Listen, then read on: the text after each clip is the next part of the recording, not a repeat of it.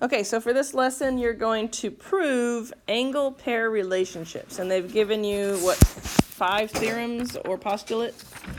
So assume you're going to use these throughout this lesson as you go through.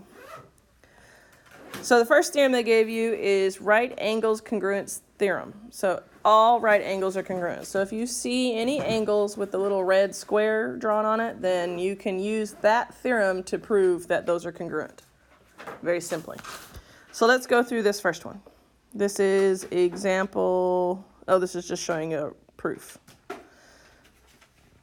So the statements and reasons to show that all right angles are congruent.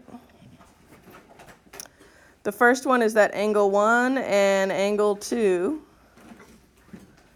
are right angles. And of course, that's the given. Then the second step, because we're trying to prove that angle 1 and angle 2 are congruent.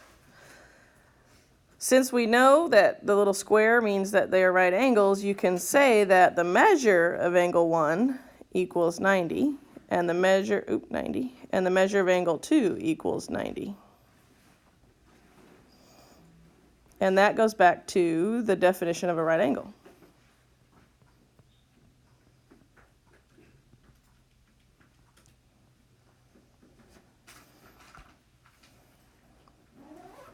So then, because we know that they're 90, we can say that measure of angle 1 equals the measure of angle 2.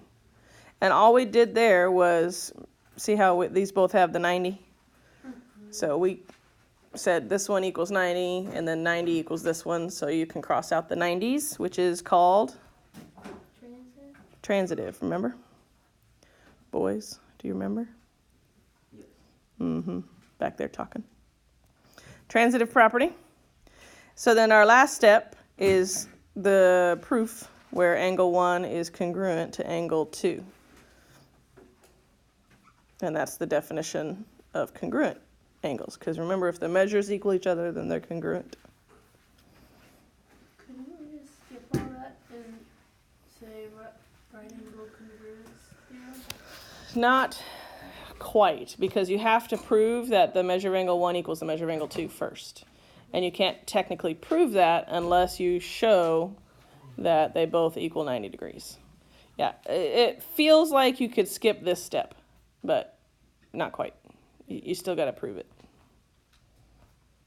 All right, so now let's do it together.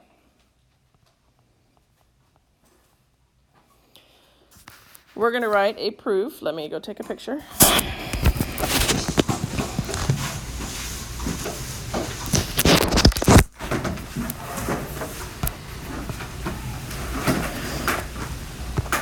Using this diagram. They have given that angle 1 and angle 2 are right angles. It's hard to write in this. And they want us to prove angle 1 is congruent to angle 2. This is going to look very similar to what I just did. All right, so write your statements and reasons. Be putting this in your journal if you're not writing. Go ahead and start writing.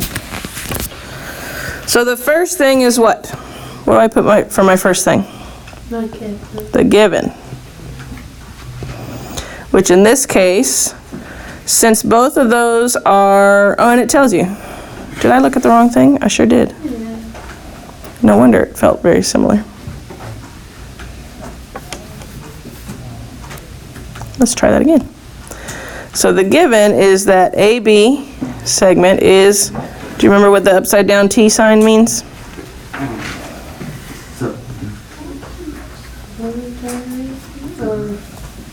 Perpendicular. Upside down T means it's perpendicular. We're trying to prove that angle B is congruent to angle C. Okay, so the given is that AB segment is perpendicular to BC, and that DC is perpendicular to BC.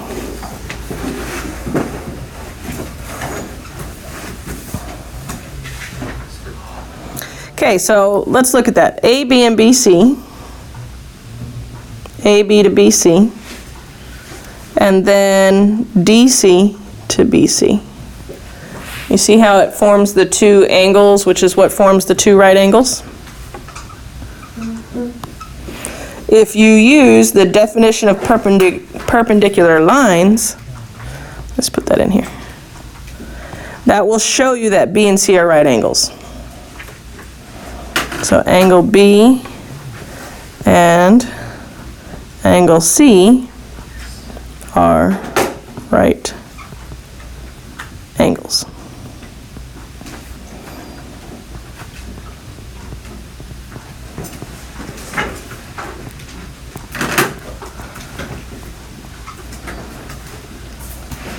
Because if you read the definition of perpendicular lines, it talks about why these two would be considered that.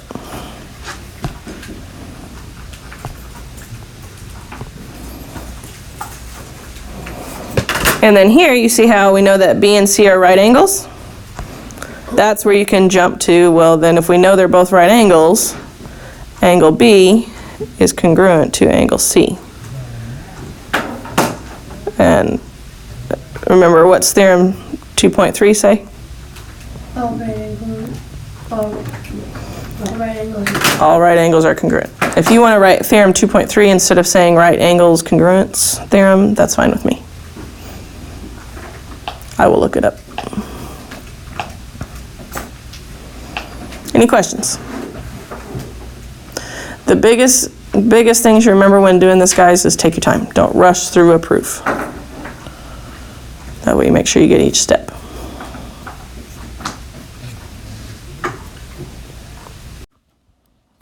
All right, let's look at these next two theorems.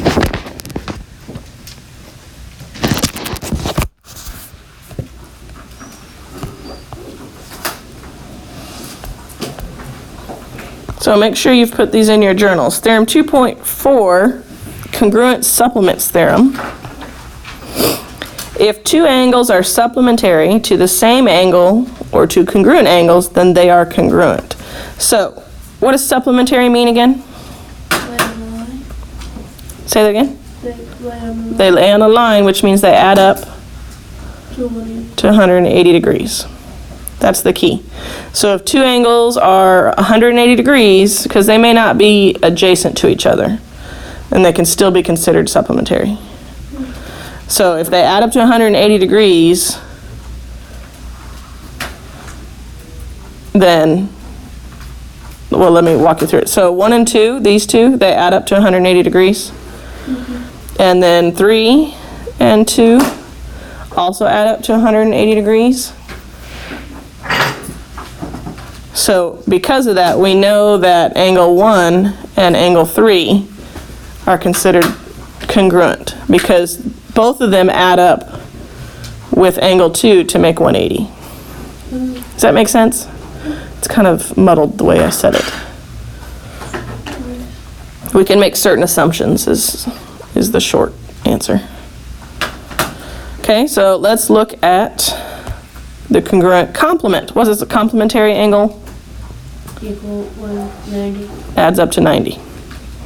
So again, if you have this angle 4 and angle 5 are complementary, and angle 5 and angle 6 are complementary, then you know that angle 4 and 6 are going to equal each other because they are the other half of the 90 degrees, which angle 5 makes.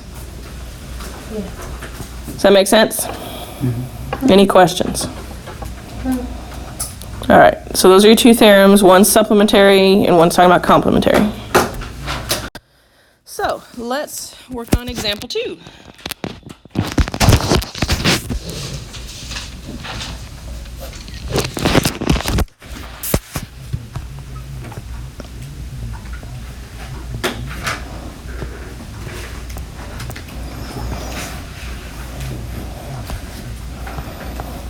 Put this in your journals. All right, we are told that angle 1 and 2 are supplements and 3 and 4 are supplements. We're proving that two angles supplementary to the same angle are congruent. Well, that should be pretty easy considering we just learned about the theorem. So, statements and reasons, put this in your journal. The first one is we're writing what? The given. And we know that angle 1 and angle 2 are supplements because they told us so. And angle 3 and angle 2 are supplements. So that's your given.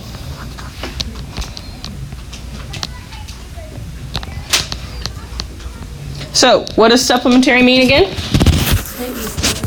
The equal 180. So now we can talk about the measurements. We can say the measure of angle 1 plus the measure of angle 2 equals 180 degrees. And then we can say the measure of angle 3 plus the measure of angle 2 equals 180 degrees. And why do I know this? Yep. Definition of supplementary angles. They have to add up to 180 degrees.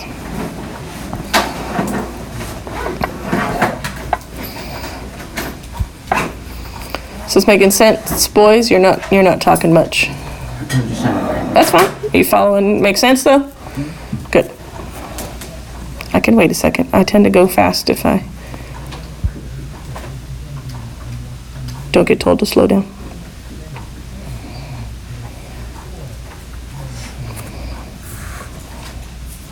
So now what do you notice? You see that we have one section equals to 180 and then 180 equal to another section. So what does that mean we can do? We can leave out the 180s and set the others to equal each other, right? So I could say the measure of angle 1 plus the measure of angle 2 equals the measure of angle 3 plus the measure of angle 2. And what is that called? Yep, transitive property.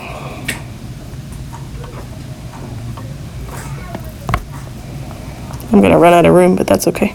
I'll go to the next page. Now you notice that you have the measure of angle 2 on both sides of the equal sign, right? So if I move the measure of angle 2 over to one side, I'm essentially crossing it out. Correct? Yeah. Because I'm subtracting it from one side to the other. So what's that called? Surely you know. No, what did I do? What kind of math did I do to move it to the other side? Subtraction. Because I subtracted the measure of angle 2 from one side over to the other side, and it canceled it out. Now, if we know that measure of angle 1 equals the measure of angle 3, can I write that they are congruent? Because that's the definition of congruent angles. I wonder if I can move this whole thing up. Yay, look at that. So for step 5, I can say angle 1 is congruent to angle 3. You notice all I did was take out the fact that we're talking about the measurement. See, it was measure of angle 1 and measure of angle 3. To take that away, now we just say the definition of congruent angles means that the measurements are the same.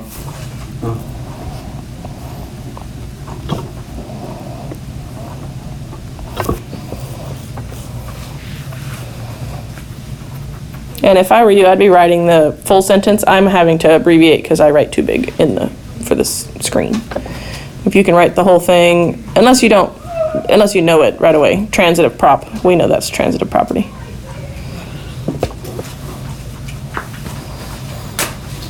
Any questions on how we went through this?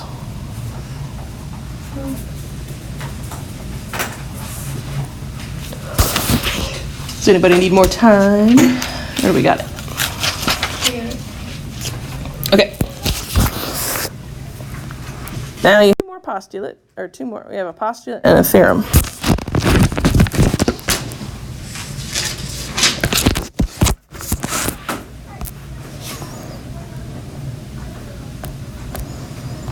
So let's talk about these for a sec.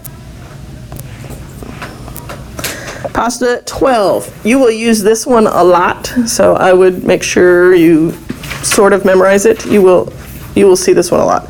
A linear pair postulate. If two angles form a linear pair, then they are supplementary. Linear pair means they do what? Make up a line. They sit on a line, which means they do have to share one side.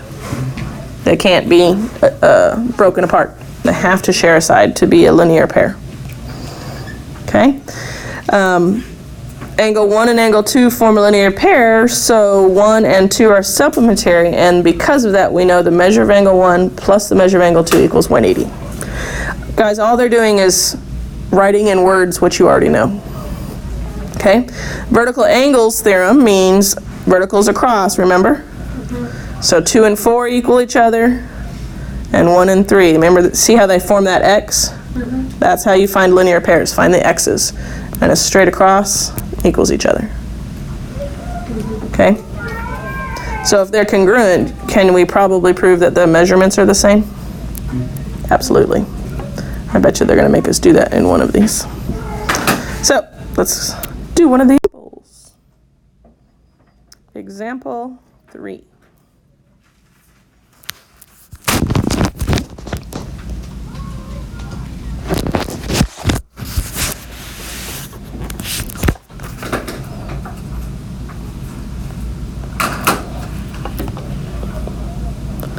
All right, what you want to bet we're dealing with linear pairs here? So they have told us that angle 5 and angle 7 are vertical angles.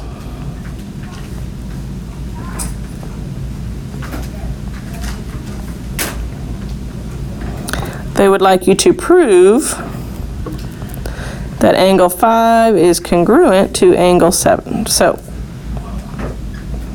statement and reasons. What's number 1? So we're going to say angle 5 and angle 7 are vertical angles. Maybe I should type this. Problem is it's kind of slow.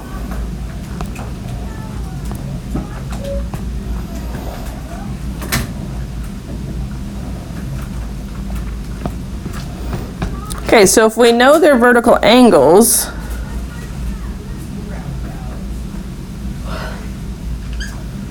we're trying to prove that they are congruent. Okay, so the first thing you want to do is show that 5 and 6 are on a line and 6 and 7 are on a line.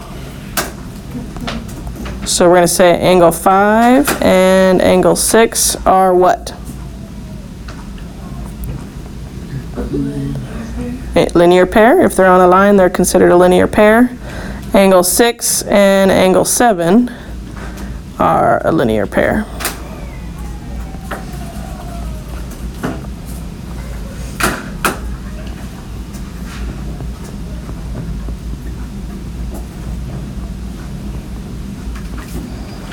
And that reason is the definition of a linear pair, if they lie on the same line. So if we know they're a linear pair, what did we just learn in postulate 12? They are what? Supplementary, yep. So you can say that angle 5 and angle 6 are supplementary, and angle 6 and angle 7 are supplementary. And this is because of postulate 12.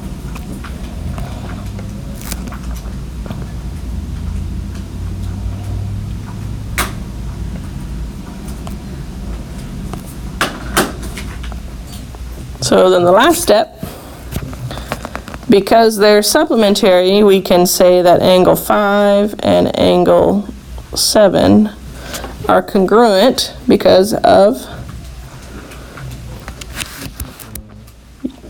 what was the next theorem you learned? Well, that's the vertical angle's congruence. This one's it's the back page. Theorem 2.4, remember? If they are supplementary, then they are congruent. So you can say Theorem 2.4, or you could say Congruent supplements theorem. Whichever one you want to write.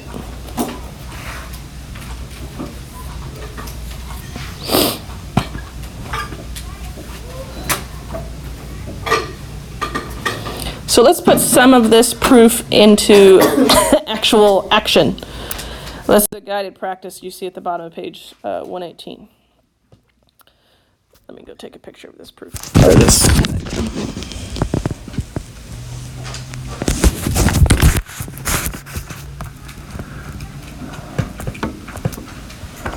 Okay, so we have this diagram. In the diagram, let's do number 3, which tells you the measure of angle 1 equals 112. Tell me what the measure of angle 2, 3, and 4 equals. So the measure of angle 1, can we easily know what the measure of angle 3 is? Yeah, 112. Because it's a vertical angle, right? What about if I look at, what if I compare it to angle 2? What is that? It's a linear pair, which means they are 180. add up to 180 because they're supplementary. So I would say 180 minus 112, which is, 68. so then that tells me the measure of angle 2 is 68, and then what's across from 2? So that one is also 68. Make sense? Put this in your journals. I don't know if I said that out loud. That way you see how we do it.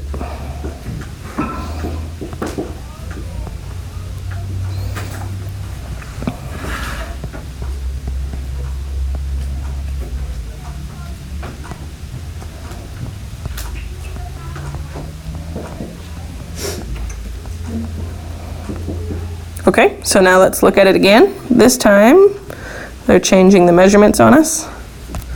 So what if we know that the measure of angle 2 is 67? Is there any of these we already know? 4. I wrote that funny in here, didn't I?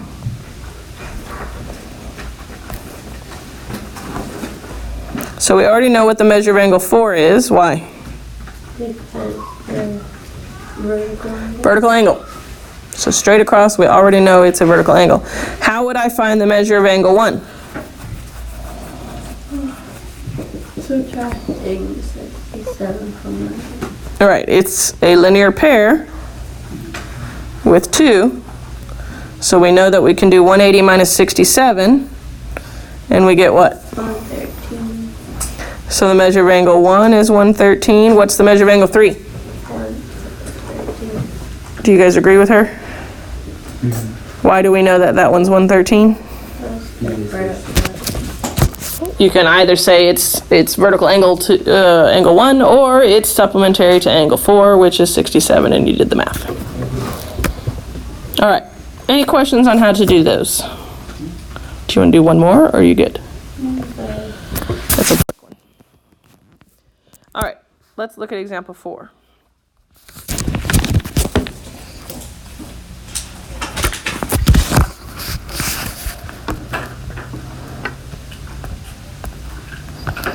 Okay, so we have this diagram.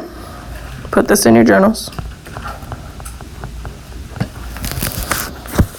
We need to solve for x on this. So looking at this, what do we know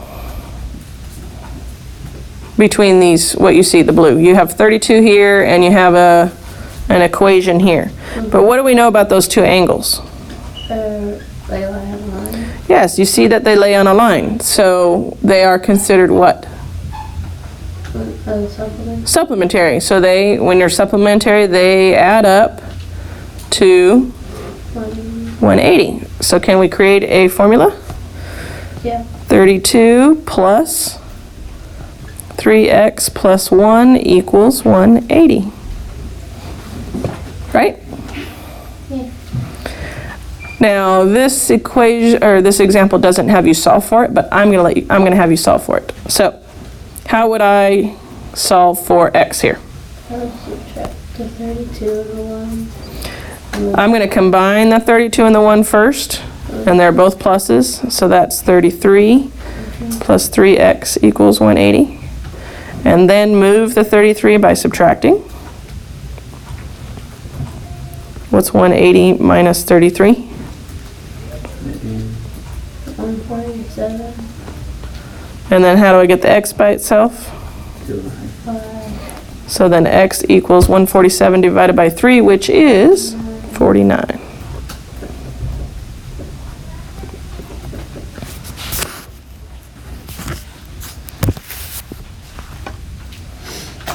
All right, so if I know that x equals 49, can I find what the measurement, let me erase some of this up here. Looking at the diagram, if I know that x equals 49, can I find the measurement of TPS? Yeah. How would I do that? Plug 49 to 3x plus 1. So plug 49 in where that x is. Yeah. So I can say 3 times 49 plus 1, which would be what? 147. Plus 1, Yeah. which is 148. So that's this degree right here, right? 148. So how can we know it's this degree? Because they're vertical. Because they're vertical angles. Remember, they form an x. It's a squished x, but it's still an x. Good. Any questions on any of that? That's what largely what you're going to be doing in your assignment. Okay, so your assignment is to do numbers 3 through 11, and then also numbers 17 through 29. You do not have an IXL today.